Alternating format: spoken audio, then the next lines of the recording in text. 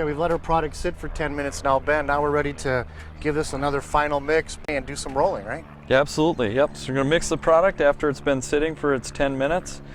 Get it nice and mixed up again, pour it in that pan, and then we're going to take a pump up sprayer and actually mist the deck with water before we why do that. do we add water to our project here today, Ben? Yeah, sure. Well, there's a couple of reasons for it. Obviously, it's very sunny out. It's very hot.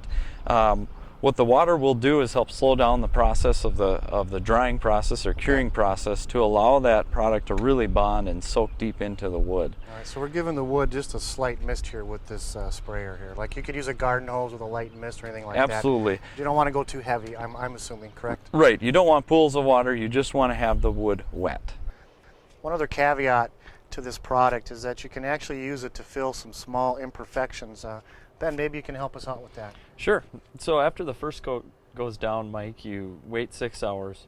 After that, if there's pesky little knot holes or screw holes or anything like that that you want to fill in, you actually can use the product rather than use any sort of like wood glue or putty or anything like that. So the product is very versatile in that way. So sure. So once we fill these gaps, do we have to let that cure for a while too then, or? Yeah, you're going to want to let that cure out so that it's not indenting with your finger or anything like that. Okay. You just simply touch your finger in there and make sure that it's good and solid before you start rolling. Because the idea is if you go on there too early, the roller will pull the repair out of the repair spot. So you want to have it nice and cured before you go ahead and put your second coat on. Okay, so Ben, we've got our first coat down and cured. We've done our patching.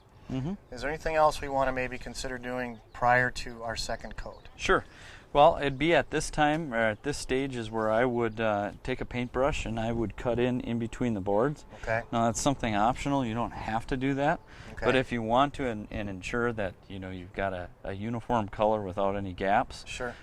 That's when I would do it. I wouldn't waste my time doing it to start, because sometimes the 9-inch roller or however you're applying it make cut in as much as you need to. Sure. So you may not even need to do the brush at all. Okay.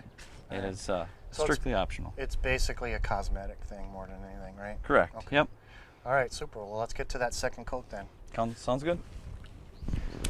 So Ben, as we start rolling out the second coat, I can see your project is already starting to get a little thick. It's warmed up here a bit today. You can actually add some water. Yeah.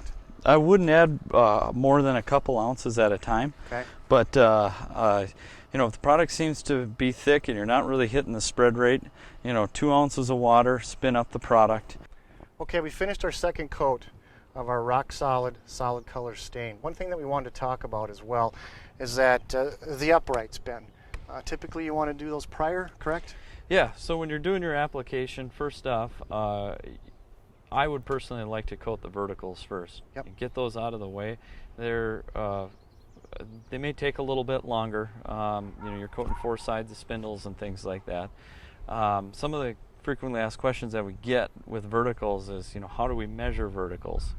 Verticals, I would consider you just take the same square footage you got for the horizontal, use that for the vertical. Okay, so the same as well. square footage you're using for your base deck would be same as your uprights then. Exactly. Okay. All right. Yep, and that's the when you're looking at purchasing the kits, that's what you want to weigh. Okay, so. and these take how many coats then for the uprights? Is it just 1 or 2? Just typically 1. Okay. And it just depends. If the wood you're covering is very porous and you're not getting quite the hiding power with 1 coat, sure, you might want to put a second coat on there. All right. To make that look even. So. All right, sounds great. So, as a rule of thumb, same square footage for the uprights as the horizontal.